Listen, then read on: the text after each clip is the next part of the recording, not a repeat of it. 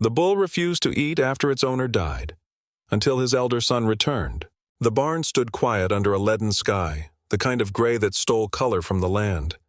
Wind pushed through broken slats in the wood, carrying the smell of dry hay and memory. Each gust rattled the loose tin sheets on the roof like restless fingers drumming for someone who never came. Inside, the world had gone still. Samson stood in the far stall, his massive body hunched forward, unmoving, as if bracing against a storm only he could feel. Dust danced in thin shafts of morning light that spilled through the slatted walls, striping his broad back in fading gold. The bull's eyes didn't blink. They stayed fixed on the main gate, where daylight slashed in like a blade. He hadn't eaten in 5 days. The feed in his trough had turned sour, untouched. A bucket of water beside it remained full, stale, a thin film on its surface rippling only when the barn shuddered. "Come on, big guy. Just a bite," Caleb murmured, crouching beside the pen, a fresh armful of hay in his arms. Samson didn't budge. Caleb let the hay fall into the trough anyway and stood up slowly, brushing his jeans with the back of his hand. His boots scraped the straw-covered floor as he moved to the next stall, but the noise drew no reaction.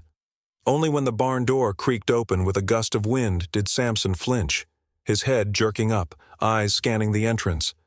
But it was just the wind. Again, and again. Caleb sighed, chewing his bottom lip. "He's not coming, buddy," he whispered, voice barely audible above the rustling rafters. Outside, the land sprawled in golden patches of dry grass and rolling hills. It had been Eli Mercer's pride, 60 acres of grit, history, and hard-won peace. A decorated war vet, Eli had left the battlefield only to build another kind of legacy out here: cattle, soil, and silence. He'd walked every inch of the land daily, Samson trailing behind him like a shadow. They were an odd pair, man and beast, but bonded in a way few understood. Eli died 2 weeks ago. Heart stopped in his sleep. No warning, no goodbyes, just silence. Now Caleb, only 24 and unsure of everything, stood alone in his father's boots, inheriting more than land. The weight of legacy bore down heavier than a saddle in winter. He kept the place running, cleaning troughs, repairing fences, answering phone calls from neighbors offering half-hearted condolences and lowball offers to take that stubborn bull off your hands. But Caleb didn't sell. Couldn't. He had watched his father cry just once in life, and it had been the day Samson broke his leg as a calf. Eli sat in the stall all night, stroking the bull's head, whispering into his ear like the animal was his own son. That same calf had grown into over a ton of raw power, but Eli still scratched behind his ears like nothing had changed. Caleb couldn't give him away. Not after everything. Still, the reality was hard. The vet came again this morning. Same old verdict. "He's mourning," the woman had said gently, brushing her gloves off. "Some animals do, especially bulls. They're loyal and stubborn." She had glanced around the barn, noting the untouched feed, the drooping head, the eyes that had lost their fire. "If he doesn't eat soon, you'll have to make a call." Now, as the evening light shifted toward orange, Caleb stood outside the stall again. This time he brought music, an old Bluetooth speaker and Eli's favorite playlist. Country tunes mostly, gritty voices that cracked over steel strings, songs about hard land, hard men, and love buried deep under pride. He played the first track and sat on the wooden bench across from the stall. For the first time, Samson's ears twitched. Caleb leaned forward, heart skipping. The bull shifted slightly, but then, nothing. The music played on. Samson lowered his head again. Defeat settled over Caleb's shoulders like dust. He turned the music off and rubbed his palms over his face. "I don't know what you're waiting for," he said aloud. "He's gone. He's not coming back." Samson didn't move, just stared at the gate. Later that night, Caleb sat at the dinner table alone. A reheated bowl of stew sat untouched in front of him. The walls of the old house creaked with memory. His father's boots still rested by the front door. His hat still hung on the peg. Everything remained in place, except the man himself. He looked at the mantel, where the only family picture they had still stood. Eli with an arm slung around Caleb, the other around a taller, older boy who hadn't been home in 7 years. Micah. No one mentioned him anymore. Not since the fight that tore everything apart. Not since the shouting match in the driveway. Micah storming off with a duffel bag, Eli's voice hoarse with rage behind him. "Don't bother coming back," he had yelled. And Micah never had. Caleb still remembered watching his older brother disappear down the gravel road, swallowed by distance. No calls, no letters, not even for the funeral. The next morning, Caleb found Samson in the same place. The bull's body now visibly thinner, ribs showing under the thick hide. Flies buzzed lazily near the trough. Caleb leaned on the gate and stared at him. "I don't know what you're holding on to," he said quietly. "But if it's Micah, he's not like us. He left." A gust of wind cut through the barn again. Samson lifted his head, not for Caleb, for the sound of approaching footsteps outside, gravel shifting beneath boots. Only, there were no footsteps, just the wind, just ghosts. Caleb turned away, but Samson kept staring, toward the gate, waiting. The Greyhound bus hissed to a stop in the middle of nowhere. Micah Mercer stepped off slow, one foot hitting the cracked pavement, the other following with a sigh that wasn't just breath, but weight. The sky above him was bruising purple, thick with clouds that threatened rain. The kind of sky that made your neck tighten and your chest tighten more. He blinked up at it, hands in his jacket pockets, the same worn military-style one he'd left in 7 years ago. It still held the scent of smoke, road miles, and old regrets. No one waited for him. The dirt shoulder leading to the family ranch hadn't changed. The fence posts still leaned like old men, weary from time. Grass had grown taller, wild. The trees whispered as the wind slipped between their branches, saying nothing and everything at once. Micah walked. Every step down the gravel driveway was an argument between memory and shame. The pebbles crunched beneath his boots, the rhythm familiar. Halfway up, he paused. From here, he could see the barn's slanted roof in the distance, the porch swing, the pickup that hadn't moved in weeks. He hadn't been invited. He'd seen Eli's obituary online 2 days ago, plain font, no picture. Just a line about a rancher passing peacefully in his sleep and being survived by 2 sons. No mention of a service, no mention of reconciliation. He didn't care. He came anyway. The house loomed smaller than he remembered, almost like the years had shrunk it. Or maybe he'd just grown taller in bitterness. He knocked once, firm, not aggressive, then opened the screen door before it could creak. Caleb stood there, thinner, harder. He didn't smile. "You read the will?" Micah swallowed. "I came for the funeral." Caleb leaned against the doorway, arms folded. "He left you nothing." Micah nodded slowly, brushing past him. "I figured." The house smelled like cedar and old tobacco, and something else. Loss, maybe. The air was heavier here. Micah moved carefully, like stepping through a memory. The walls had more cracks than he remembered. The photos fewer, as if Eli had started pulling pieces of the past down and packing them away before death could do it for him. In the living room, Micah found it. A single photo still framed on the mantel. Him and Eli, years ago. Eli with a hand on his shoulder, both of them grinning, covered in dirt from a fence post dig that had turned into a wrestling match.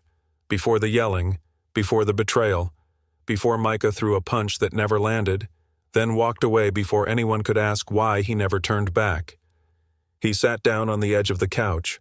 Caleb stayed in the doorway, arms crossed, gaze sharp. "You could have called," Caleb muttered. "You could have sent the funeral details." Caleb didn't respond. "I didn't come for money," Micah said finally. "Then why now?" Micah looked up at the photo. "Because no one else will sit with Samson." A beat of silence. Then Caleb said, "You think that'll fix anything?" "No." Micah stood, walked past him without another word, and grabbed an old lantern from the hook by the door. The barn was farther than it used to feel. Maybe the walk got longer with guilt. Rain had started to fall by the time Micah reached it. Not hard, just steady. The kind of rain that feels more like a confession. He slid the barn door open. It groaned like something remembering pain. Inside, shadows stretched across the walls, the sweet rot of old hay mixed with the warm scent of earth and animal. Samson stood where he always did, motionless, eyes dim, a mountain of muscle that seemed frozen in mourning.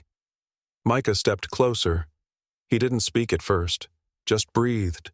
The bull didn't move, didn't even flinch. But when Micah reached the edge of the stall, he knelt, his knees pressing into the straw, hand resting on the post. "Hey, old man," he whispered. Still nothing. Micah sat there for a long time. The rain picked up, tapping the tin roof in a steady rhythm, like a metronome counting time lost. He looked around. The feed was untouched, trough still full. In the corner of the stall, Eli's old leather glove sat buried half in the hay. Micah picked it up, brushed the dust from it, then held it between his palms like something sacred. He stood and slowly reached over the gate. Samson lifted his head, slowly, just an inch, then another. His massive neck turned, eyes catching Micah's. Recognition flickered, but not trust. Micah didn't flinch. He held the glove out. "You remember me?" The bull didn't move. "I remember you," Micah whispered. "You were a dumb, angry thing when we brought you home. Dad said you had too much fight in you. Said that was a good thing." Still silence. "You outlived him," he said, voice cracking slightly. "I guess stubbornness runs in the family." Samson blinked, then lowered his head again. Micah nodded. "Guess I can't fix everything in a day?"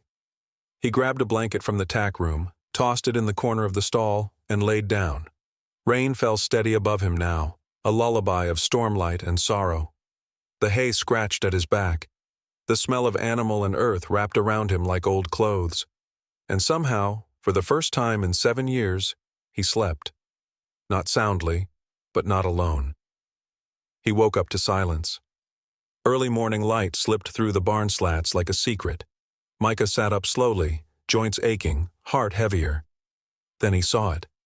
The trough was still full, but the stall gate, heavy, rusted, hard to move, was nudged open. Not wide, just slightly, an inch, maybe 2, enough. Samson stood exactly where he had the night before, but his stance was different now. Ears perked, neck straighter, waiting, watching. Hope cracked open inside Micah's chest like dawn. He didn't speak, didn't move. Just sat there, breathing the same air as the bull who had refused the world since his father died. Outside, the wind picked up again, carrying the scent of rain and something else, something returning. The days stretched on like pulled thread, quiet, long and tense. Micah stayed. He didn't say he would, didn't ask permission. He just woke early, tied his boots, and got to work. The ranch was in worse shape than he remembered. Fence lines sagged where cattle had leaned too hard for too long. The eastern gate screeched on one hinge, and the rain gutter above the porch had split clean in 2. Micah fixed it all. One nail, one board, one rusted bolt at a time. Caleb said nothing. They worked side by side but a mile apart in silence. Conversations when they happened were stiff and short. "Hand me the wrench." "Watch your step." "Storm's coming." The kind of talk that builds walls instead of breaking them down. Caleb wore his bitterness like armor. Micah carried his guilt like chains. Samson watched it all from the barn. The bull had stopped shrinking, though he still hadn't fully returned to himself. But there was something in his eyes now, a flicker. Every evening, Micah brought a fresh bucket of water, laid down beside the stall gate, and talked. Not loudly, just murmurs. Stories from the past, from war, from bars in dusty towns and nights too long to sleep through. He spoke like he was trying to remind both of them who they were before life started taking things. The third evening, Samson nosed the trough. Didn't eat, but touched it. By the 5th night, he nudged Micah's boot, then turned his head and chewed, just once. Micah didn't react, not out loud. He just blinked hard and looked at the ceiling like he was trying not to cry. Back in the house, the silence stretched thinner each night. Until it didn't. They were sitting at the table, bowls of stew between them, the radio humming faintly from the kitchen window. Rain tapped against the sill, same as it had for days. Caleb finally broke. "Why'd you come back?" he asked, voice sudden, sharp. Micah looked up from his bowl. "Seriously," Caleb continued, "why now? Guilt? Regret? Or did you think you'd come back and, what, be the hero? Get your name in the will?" Micah's eyes dropped. He didn't touch his spoon. Because he didn't forgive you, Caleb spat. He died with that door still shut, Micah. I was here, I saw it. A long pause followed. Micah said nothing. Then slowly, without drama, he reached down and rolled up his left sleeve. Across his forearm ran a thick, jagged scar, ugly and raw even after years had passed. It cut through skin like a scream frozen in time. Caleb stared at it.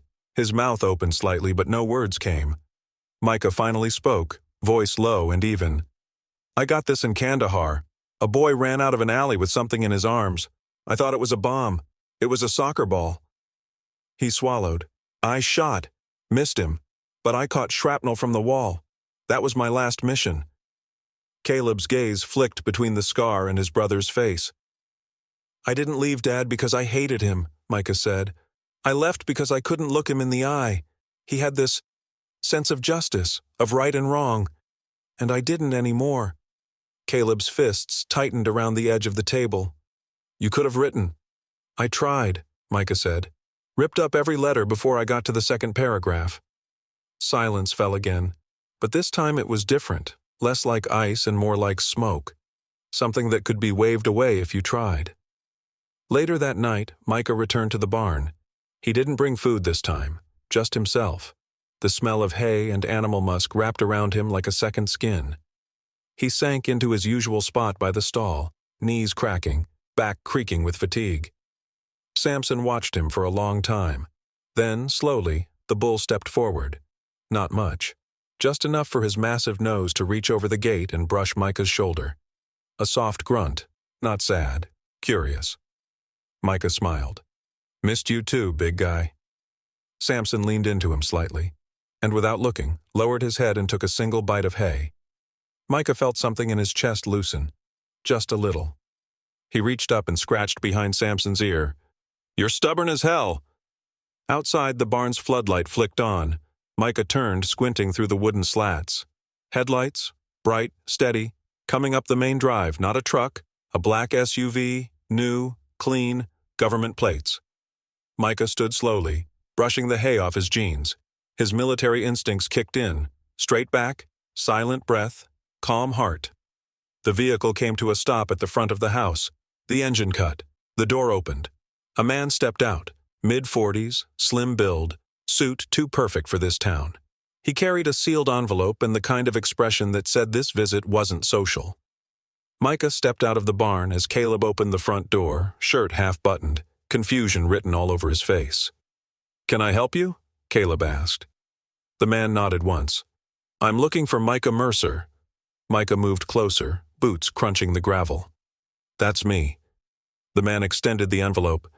I work for the Department of Interior Affairs. We need to talk about your father. Caleb frowned. Why? The agent's tone was flat, grim. Because there's something you don't know. Micah hesitated, then took the envelope. It was heavier than expected. He peeled the flap open slowly. Inside was a single folded letter, an official document, and a faded topographical map. Micah scanned the first lines and froze. Caleb stepped closer. What is it? Micah's voice was barely audible. It's a trust, for land, money, something called Project Ashfall, left in my name. Caleb reeled back. That's impossible, he never said. He came to our office 4 days before his death, the agent cut in. Said his elder son was the only one who knew the truth about the tunnels beneath the North Ridge. Micah looked up, stunned. Tunnels? But even as he asked it, something stirred in the back of his mind. Caleb stared at him. What tree? Micah's heart pounded now. The one near the ridge. He took off running before either of them could stop him. The barn door slammed shut behind him. The floodlight cut out. In the distance, clouds cracked with thunder.